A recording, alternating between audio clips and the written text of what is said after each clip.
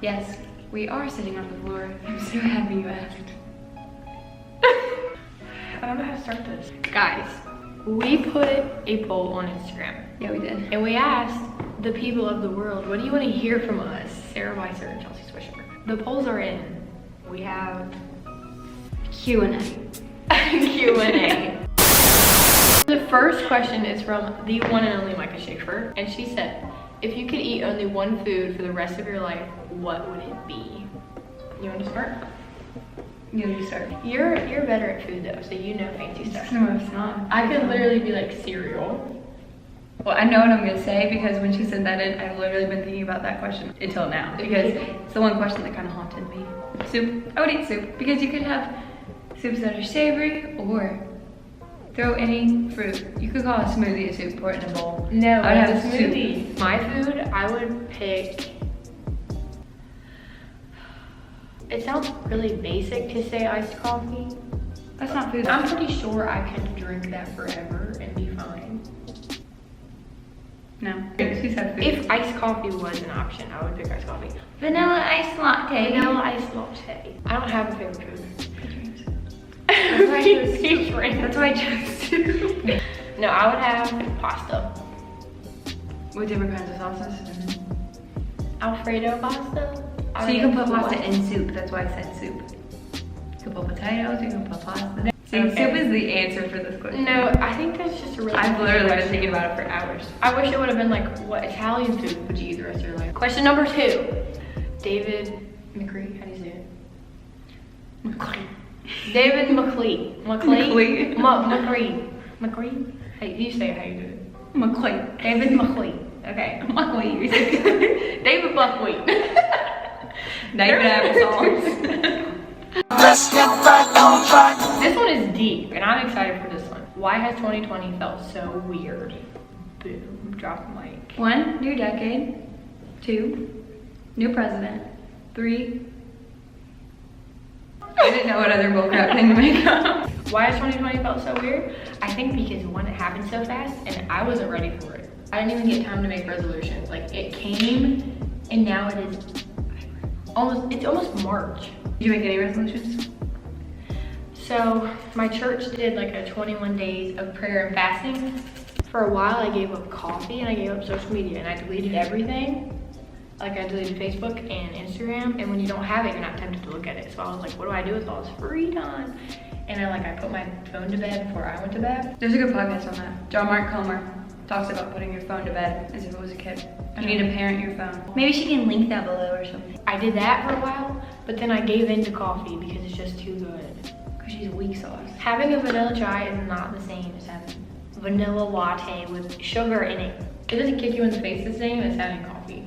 Whatever. So do you have a real answer for why 2020 has felt so weird? You have to give David the truth. Why has 2020 felt so weird? New Year's, I was in a different time zone. I was 1 hour behind because I was in Texas with my boyfriend's family. Oh. So that was kind of funky, but then like I woke up and I was like, oh, normal. I did the 21 days of prayer and fasting too.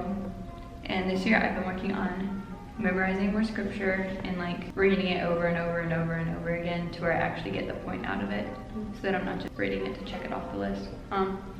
And then I've also been working on being cleaner, and I've been making my bed every morning and stuff like that. Yeah, girl. Mine were like little baby things though. I feel like I should have made an actual goal that can be set. It's okay, baby goals are good. Yeah, I said I was gonna restart in February too, and I didn't. Chloe Weiser, we hear you, girl. We see you, girl. Is any new material coming to the Roomies/Sisters account? And yes, ma'am. We just made a post.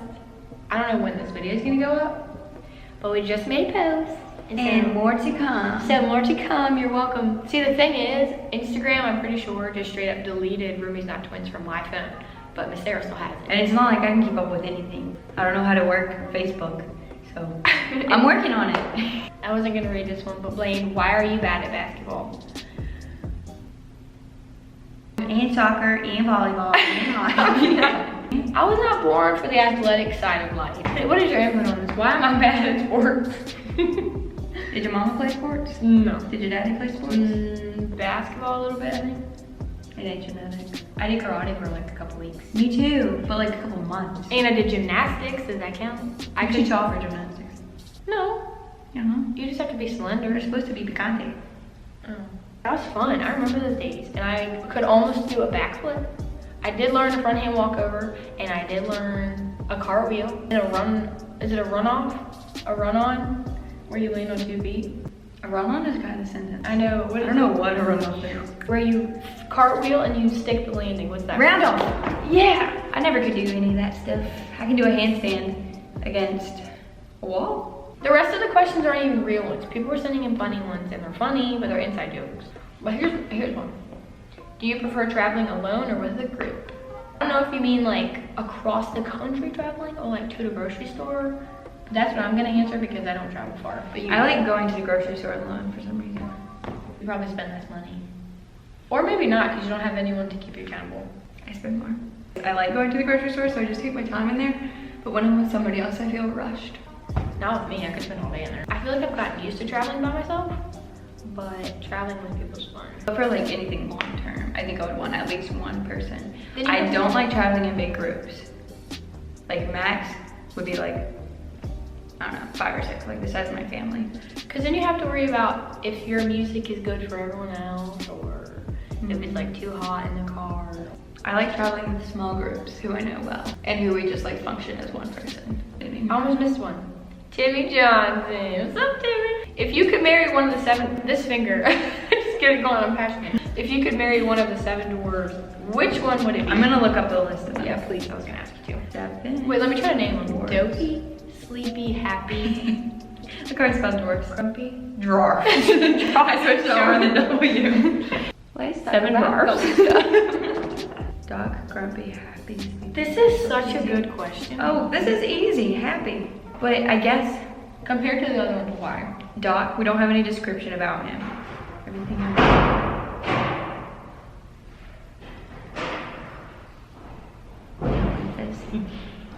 All of the names are negative except for happy. Okay, I'd rather marry a bashful than a cocky, you know what I'm saying? Me too. I would eliminate grumpy, dopey, and sneezy. But happy, sleepy, bashful, and Doc. I need more deeds. Sleepy sounds like the kind of guy, his name's probably like Larry or like, I don't want to offend anyone. He's probably like Larry or like Bill and he sleeps all day. You don't want, And a recliner. yeah, you don't want a Larry in your life. You want somebody that's gonna motivate you. Like happy. Sneezy also, no. I would either marry a happy, because obviously that's a good trait to have, or bashful because they're probably guarded and they're not like prideful. I'm getting into this. It's like, this is something I could think about forever. I know so many bashful people that are so nice. Because sometimes under bashfulness is like a hidden gem. I forgot where we were. Back to Micah Schaefer. She asked us too. What is the best piece of advice you have ever received? First of all, probably think of who it came from.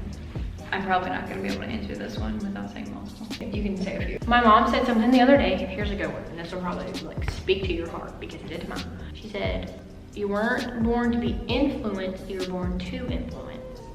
Because I was telling her about, I feel like because your personality is different from everybody else's. Like mine, I'm gonna sit back and investigate the situation before I like jump out and say, woo, let's get this show on the road. And so she's like, you're just not like that. And being a Christian, you're obviously set apart. It's okay to be different and weird, because we are. Stay away from them. Stay away from them girls. Like, We're quiet in public. Our neighbors hate us. Our neighbors hate us. Banging on the walls at 2 a.m. Oh yeah, we can tell this story since it was last year. So last year, we stayed in Commons 1 at Liberty University, which is like the closest dorm to everything if you're a Liberty person. And we stayed on the 8th floor, which is the highest floor. Penthouse praise, woo, woo. We used to stay up really late because Of her. because of me. I'd crawl in bed about 9 and be like, all right, good night, Chelsea. Because we would just, that's when everything would settle down. Like I didn't have my homework done. You would have done everything you needed to. And so I was like, all right, let's turn up. And so one night we got a lamp out and we like pretended like I was Miley Cyrus. Oh my God. She pretended like Miley Cyrus. She was Miley Cyrus and she was a guest at Combo. And we set this stage. We hung our entire room with blankets. And then we had the Liberty flag up, so it looked like, you know, at Liberty, the They background. always have a background. Your banner, and we put, introducing Miley Cyrus. Some people probably remember this because we put it on movies. Yeah. Wasn't I Nasser like behind the camera asking the question? Yeah. If we can you find them, because they're on Sarah's phone, we will put some clips in of that, but no judgment, okay? This was a year ago. I'm not that girl anymore. Yeah, she is. Hey everyone, it's Chelsea Cyrus. I just wanted to say I'm so happy to be with you, LU, and I hope you enjoy my new single, Party in the USA. But what was the whole point of that? Tell a noise complaint from floor 7. Oh yeah. So a few weeks, this is probably, no, not a few weeks later. This was just randomly in the semester. We get a note. Like slid under our door. Yeah, and I pick it up and it was so nice and friendly with smiley faces and all kinds of stuff. And it was like, I still have that. I should put a picture of that in. It was like, we're glad you're having a good time, enjoying yourself, but our light is shaking in the late night hours. And it's so funny that I said that because I went back and I tried to estimate like what we were doing that weekend. And literally I have a video of Sarah just like pumping. She's like, let's get this party started. I traced it back and I'm like, yep, that's the one. But anyways, they were like, just please keep it down. And then they left a Bible verse about like helping out your neighbor. And I was like, that is the most Christian/liberty way to handle something. Yeah. It was so nice. We were gonna write like an apology note and thanks for telling us, because I mean, I think part of it was we were on the 8th floor, we didn't have anything above us. So we didn't know. never paid attention. Like our room was silent all the time. So we were like, they can't hear us below, but they could probably hear us through the basement. Yeah, we were not at all conscious of other people in that building. When we were in our room, that was our world. Sorry, everybody. Anyways, best piece of advice. We got off on a Oh my rabbit. gosh. Wait. Okay, so my mom leaves, like in high school, she would pack my lunch every day in a brown paper bag and she would put a sticky note in there every day. Or write on my banana. Because I basically got a banana or apple every day. She would write like an inspirational note or a Bible verse. And those always rung true. She always leaves like sticky notes everywhere. I remember. They would be good stuff too. Yeah. Oh my gosh, this one's so good too. My mom told me the other day, probably when she was telling me about the influence one, don't expect you out of other people. And I was like, oh shoot, that's good. Just think about that. Don't expect you out of other people. Like Because they're their own people. as humans, as individuals of the earth, we first we're angry and first we judge people. We question their actions. Yeah. But when Jesus tells you to love first, it's like you hear it. But when you actually think about, oh my gosh, I should have loved someone before I did that, that's tough. Like we have no right to judge. We don't know where they came from, what morals they were taught. They might have been taught that was okay. I think like ultimately Proverbs is like a book of advice. And it has 30 chapters. So just read one every day. Like I do it every morning and I've done that for years. Let's see what today's was. I try to open my Bible app before I open any other app on my phone in the morning. It's Proverbs 22nd. This is one of my like advice things, but I have my Bible app notifications turned on for like the verse of the day. And the notification will pop up twice a day. And I always in the past, I just like scroll through it, like exited out of that. And I just like wouldn't think about it, but I'd be like, oh, I have an Instagram notification, you know? And it's like, why am I jumping at Instagram but not at the Bible? So That's what I was gonna tell you. That's so good. Yeah. Because on Instagram, you want to go see who said it, who did it, why they did it. But for the Bible thing, you're just like, oh, it's probably something I already know. Yeah, and it comes up 2 separate times during the day, so it kind of reiterates it. The verse for today was Psalms 4:8, but it says, in peace I will lie down and sleep, for you alone, Lord, make me dwell in safety. So, that's a good one, little snippet. And it's like, you never know. I should just open these because those are good little snippets of advice. Especially in this season, it's like, I have 50 million classes, and my room's dirty, and my family's fighting. So it's like, how the heck am I gonna find peace? And you spill ketchup on your legging? Your legging? Oh my quad cramp. Your quad? Quad. Draw a set. That is all, folks, for this time. We don't have as many questions as I thought, but that's because we were impatient and wanted to make this video now before we had all of the Stuff, yeah. We just made it like right away. all the questions. Yeah, we were like, let's do it now because we wanted to do it when it was daytime, but it's nighttime. So now we're in DeMoss. So if you've watched this far, thanks a lot. We will shut up now. Yeah, if you watched this far, thanks, you're awesome. We love you. This video was so much fun. Thanks for all the people who sent in questions. Have a good night, day, evening, morning. And rest in peace tonight because he will make you dwell in safety. On that note, see you next time. Yeah. my. Relocate, palpate, oscillate. Nobody's so sure. And they'd be like, boom, boom, boom. My eyes aren't focusing. Okay. You're also. Difficult. I'm a germaphobe. It's a class thing. Oh. How you doing? Watch me attempt it. Ready?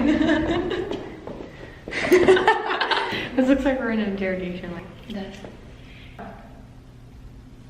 okay.